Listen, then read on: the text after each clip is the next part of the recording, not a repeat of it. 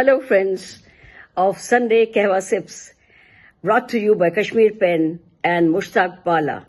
Nice to be back after a week. Well, we have been talking about classics, and I'm glad, very, very glad in fact, that so many of the budding young writers have started reading the classics. Thank you so much for listening to me. Last time, I couldn't find my copy of David Copperfield, but I finally found it. In all its 700-page grandeur, crushed under the weight of War and Peace.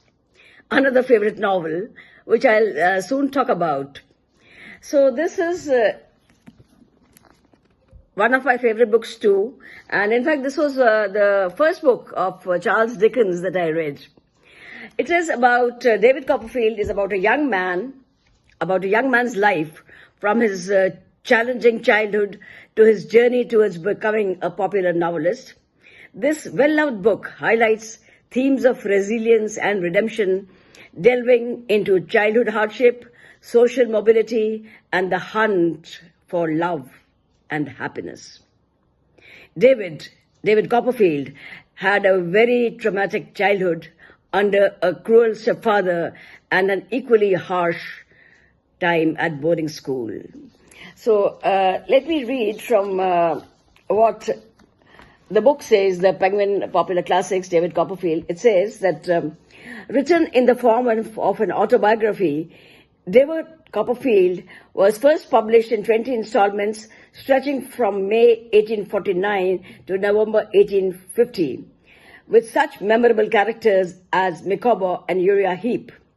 David Copperfield is highly praised as one of Dickens's best books. Matthew Arnold called it a work so sound, so rich in merits. So all the characters have been very, very deftly delineated and forever remain etched in memory. In fact, when I read the book for the first time in the 10th standard, I fell in love with all the characters.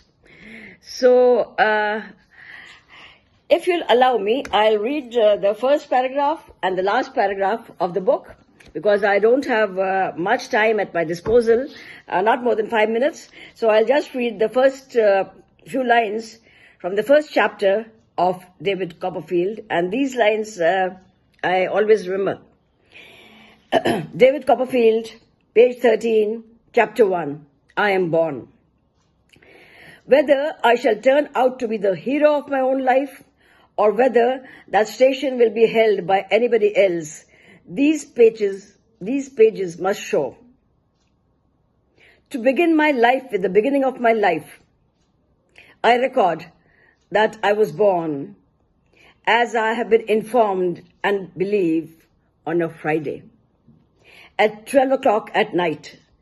It was remarked that the clock began to strike and I began to cry simultaneously. So these are just a few lines from the first chapter, from the introductory chapter, and now I move on to the last lines of the book. He says, and now, as I close my task, subduing my desire to linger yet, these faces fade away. But one face, shining on me like a heavenly light, by which I see all other objects, is above them and beyond them all, and that remains. I turn my head and see it in its beautiful serenity beside me.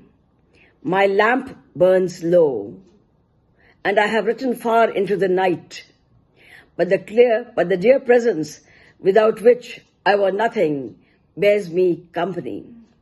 O Agnes, O my soul, so may thy face be by me when I close my life indeed.